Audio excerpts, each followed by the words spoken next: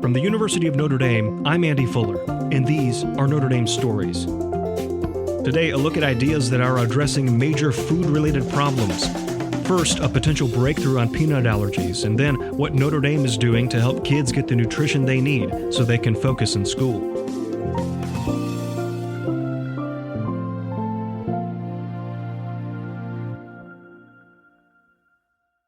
More than 50 million Americans suffer from some form of allergy. 3 million of those are peanut allergies, and that number is growing. Yet there remains no medicinal cure for allergies. Treatments are designed to help a body endure the symptoms of a reaction, not prevent it. And that is where Associate Professor of Engineering Bashar Bijisher comes in. He's developed an inhibitor treatment that could stop an allergic reaction to peanuts. We'll get to that in a minute, but we pick up our conversation as Bijisher describes what drew him to allergy research in the first place. Of course, when it came to an application, I was always looking for, and I still do, an area that excites me, an area that I feel that I can make a contribution in, that perhaps has been overlooked, or perhaps from my point of view, maybe no one from my perspective ever actually approached that specific problem. So I come and I study different diseases, conditions, and what I really would like to do is, this is true for any of the fields of research that I do in my lab and I plan to do. Of course, coming from a basic science background, I would love to see the basic science research and investigation carried out in my lab, but I would love to also see an application, an endpoint, somewhere that this research can actually make an impact, a positive impact in an area of diagnostics and any treatments, inhibitions, anything of that sort that can help alleviate people's suffering for medically health-related conditions. So that's what excites me. And when it came to allergies, I realized a niche that I could contribute in. Was there something about peanut allergies specifically that narrowed that focus? There are allergies of all kinds, of course. I'm allergic to penicillin. So was there something about peanut allergies that caused you to kind of zero in there? Well, allergies, yes, it's very common, and we perhaps envision that all allergies are similar, but it's not exactly true. Of course, the drug allergies and the food allergies are much more specific. It's really those specific molecules within the allergen that causes the reaction. It's, in peanut you have, hundreds of different proteins and lipids and other molecules that could potentially be the cause. So what's made it possible for me to investigate this area is actually building up on others' research. People who work in the clinic and people who work in with proteins, they identified the molecules that were critical in the peanut allergy. So I started studying those molecules. I started looking at those molecules and their components.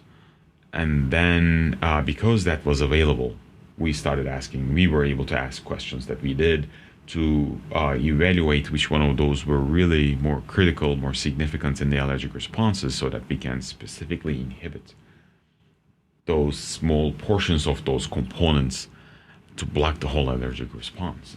And because that knowledge was available, I was able to build up on top of it and design the molecules that we have come up with. You brought up penicillin, though. We just published a paper less than 2 months ago on penicillin inhibition. Actually, we have inhibitor for penicillin as well. Okay. Well, I'm very interested in that. I think we all know or know of someone who, usually a child who has a peanut allergy, severe, and you hear about school cafeterias having to make them peanut free and just really kind of extensive measures to combat these things.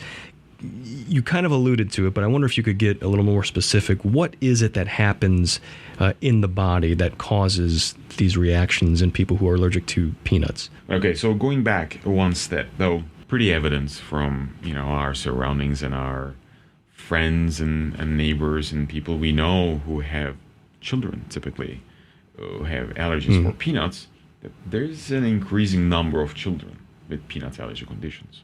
When I was in high school, I didn't really know anyone with peanut allergies. Yeah. Right? And then perhaps kids who were in high school 10, 15 years ago, they started having, one child, another one, a couple of students who are allergic to peanuts. And now there are schools that are entirely nut free. They won't allow any peanuts or peanut containing, foods on the school premises. So it's gotten that drastic. I think the statistics is that there are 9% of the children who are younger than 10 have food allergies. Okay. And a big number of them are peanut allergies. So yes, it is a serious concern.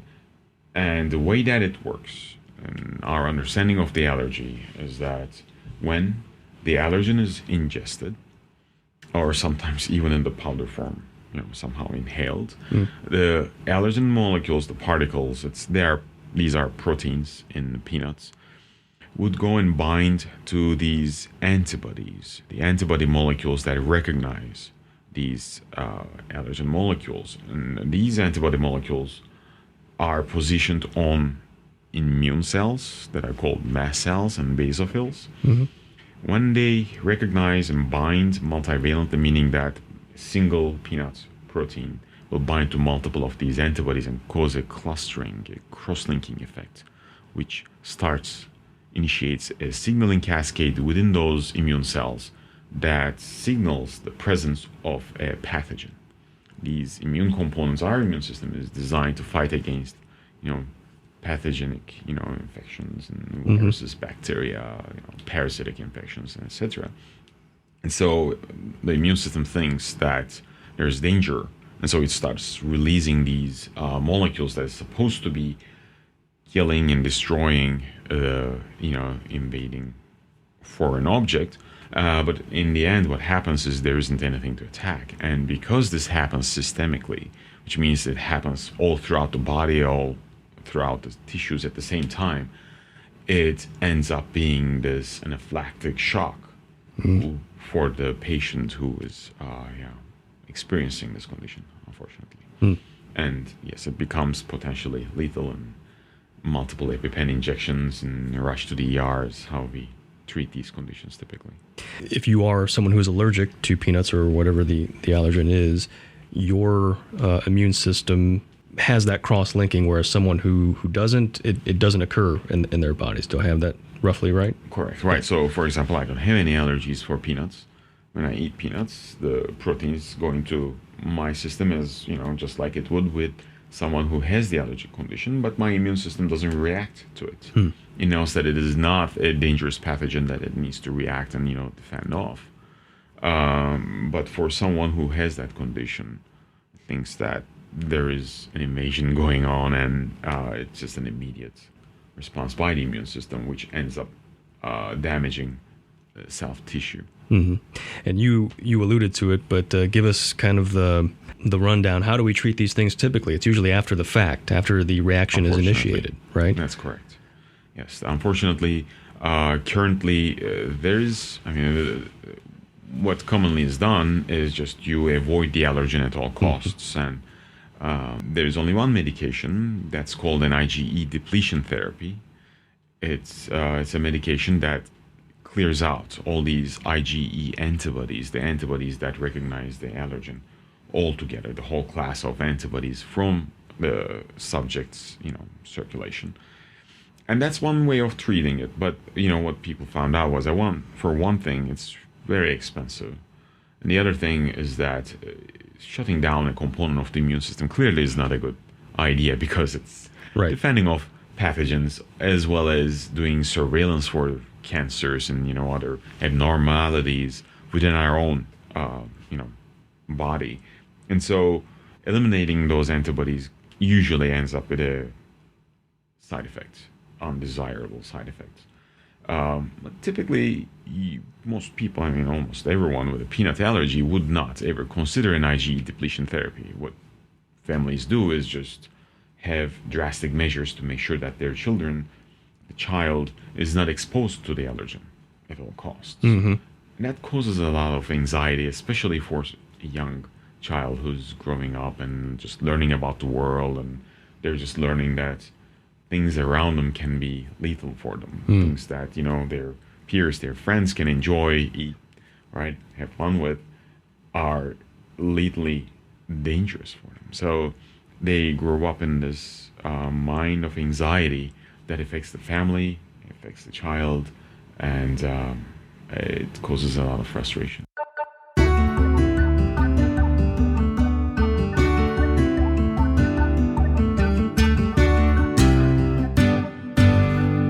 We'll have more with Bashar after the break. With a Side of Knowledge is a podcast from Notre Dame that embodies a simple guiding principle. Everything's better with brunch. Our show features informal conversations between host Ted Fox, that's me, and all manner of scholars, makers, and professionals from both the university and elsewhere. We record each episode over a meal or coffee, ambient noise and all. You can find With a Side of Knowledge at provost.nd.edu/podcast or wherever you get your podcasts. So, like I mentioned, one method of doing this is to just eliminate and shut down that immune system component altogether. But because it didn't make sense to us, we wanted to be much more specific and precise in eliminating that response. And so specifically the antibodies only those antibodies that recognize the peanut allergen are going to be inhibited. And our inhibitors are designed to go and find those antibodies, block them off, so that if a patient or someone with this condition, when they're exposed to the peanut allergen, will behave the same way that my immune system does, just no response because it doesn't see it. We blindfolded those antibodies and made them unsusceptible to recognize those allergens. Where do we go from here? It stands to reason that if this works with one allergen, it could work with others. You talked about penicillin, some work being done there. Where do we go from here? Where I would like to go from here is to develop the peanut allergens and test it in a clinical setting. But it is a big gap between academic research and clinical trials. So we're trying to identify ways of making that leap from where we are to clinical trials. And for that, it's going to come down to funding. If we can have enough funds to do the basic, toxicology tests and how well it will function in, say, non-human primates to see before we go into humans. If we can do those tests, then hopefully the next stage will be actual clinical trials with a company setting, not through us, but hopefully a company that will be spun off of Notre Dame. And then in terms of other allergies, as more information become available, just like with the peanuts, about the specific components that are responsible for the allergic reactions, we can use the same platform to develop our inhibitors, keep developing our inhibitors to pinpoint those allergens and identify the inhibitors that could potentially help patients who suffer from them. And currently, in my lab, we're investigating shellfish allergies. We're working with shrimp, and we're working with dust mite allergies for asthma. We'll be looking at milk and other dairy and other allergens. But of course, everything takes time, training of the graduate students, and funding and availability of resources. In your dream scenario, where are we 10 years from now? Oh, if everything works out, in 10 years, hopefully we will have something available for the patients in the clinic. And 10 years would be, yes, it's possible to go through clinical trials and Right. have something available in the clinic that doctors can prescribe in 10 years if everything works out from here on. Right. For peanuts. As it often does, right? I mean, Right. Bashar, thank you very much. My pleasure. Thank you.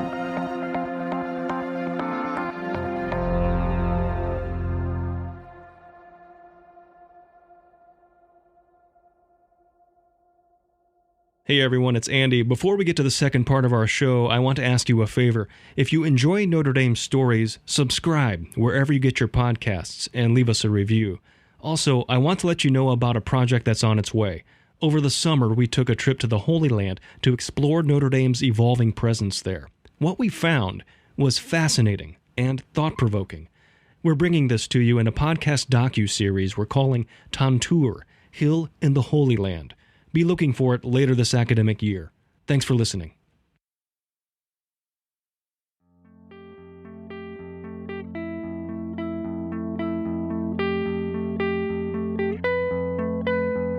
Have you ever been hangry? It's a silly question, I know. We all have. There's something about hunger that doesn't just affect our bodies, it affects our emotions too, and our concentration. It can be all-consuming. For a lot of the population, kids and adults, hunger, and by extension, hanger, is a temporary problem.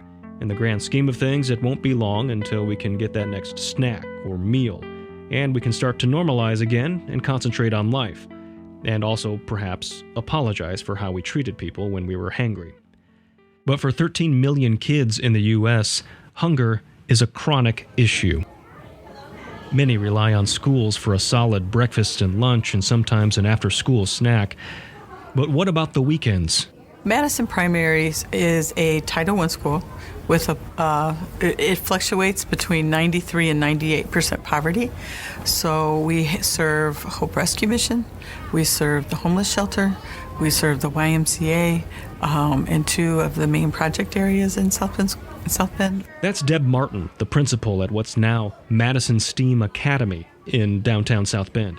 STEAM stands for Science, Technology, Engineering, Art, and Math. And that name change is the first thing you should know about Madison. That despite certain socioeconomic challenges and dealing with sometimes transient populations, this is a school that was failing, but is turning it around. And a contributing factor to their turnaround is a pilot program that helps to deal with the hunger issue. As you can guess from the poverty rate Principal Martin referenced, a lot of students rely on Madison for their nutrition as well as their education. And that means after a long weekend, a lot of students would come to school thinking about anything but learning. So when your basic needs aren't being met, your stomach's rumbling, you're hungry, you're hangry, as we see it as an adult, but you can't think about anything else. So academics are pushed aside. All you're thinking about is when you're going to eat. The kids will ask, do we have a snack? Do we have anything that I can eat? And we had a lot of behavior problems. We also, it attributes to our academic performance. If I can't focus on my math because all I'm thinking about is hungry or drawing pictures of a banana or food, then I'm not focusing on the learning aspect. Notre Dame's Office of Public Affairs reached out to Principal Martin to see if she would be interested in taking part in a pilot food rescue program. The basic concept is this: savable food from university events is repackaged and delivered to families with kids at Madison. The program was a perfect fit and was actually something that we were looking for. We were looking for a way to supplement our food program in the evenings and along the weekends, because we knew that we had kids that were food deprived, and we knew that we had kids that would come in Monday hungry. We also knew that we had kids that, even though we serve a great nutritionist lunch, in fact, we're a bronze ribbon nutrition school, we also had kids that were still leaving hungry because they were food deprived. So it was a program that we were looking for. When we sat down and we met, it was a perfect marriage. The food recovery portion is run by a company called Cultivate Culinary in partnership with Notre Dame Campus Dining. They take the usable leftovers, and with the help of volunteers, many of them Notre Dame student athletes, they assemble the meals in trays and freeze them. The frozen meals are delivered in insulated backpacks to kids' lockers at Madison. Here's Patya Hubbard, whose daughter gets one of the backpacks to take home over the weekend. Patya is a working mom. She actually teaches at Madison. Basically, on Friday afternoon after school, she gets a backpack in her locker, and pretty much she just brings it home with her. She brings the backpack back after we take it out, take the food out of it, and brings back the empty bag on Monday. They're really good meals. I think they've had like roast in them before. I know they've had salmon. There's always a protein, a vegetable, and a starch, always. It's very important because I actually have other kids at home too, so it helps out a lot around the house. If I'm tired or if I have a lot of paperwork to do at home, then it's easy meals that we can prep for them, and I know that they're nutritious, so I don't have to worry about like giving them cereal or something that's just kind of like snack type food, and it's healthy, so I appreciate it. Notre Dame's Shaw Center for Children and Families is evaluating the program to measure effectiveness of the concept and operation, as well as the impact in the classroom. On that first part, no question, this is a feasible program that is effective in getting food into the hands of families that need it. On the last part, maybe Principal Martin is as good an evaluator as any. We are seeing in our kindergartners especially that the first thing they come in, they're more relaxed. They're not rushing to sit down and eat that breakfast, so they're not running from the cafeteria to the classrooms because we do breakfast in the classrooms. They're actually more calm and social during that breakfast time. I think this program, not only does it help the kids and the families that it serves, but I think this is going to be a new trend. If you think about all the food that is wasted and all the hungry people there are, not just kids, but there's hungry adults. You know, every community, every town has a population that is food deprived. And I think this is something that is going to be exciting to fill a void and a need that every community has.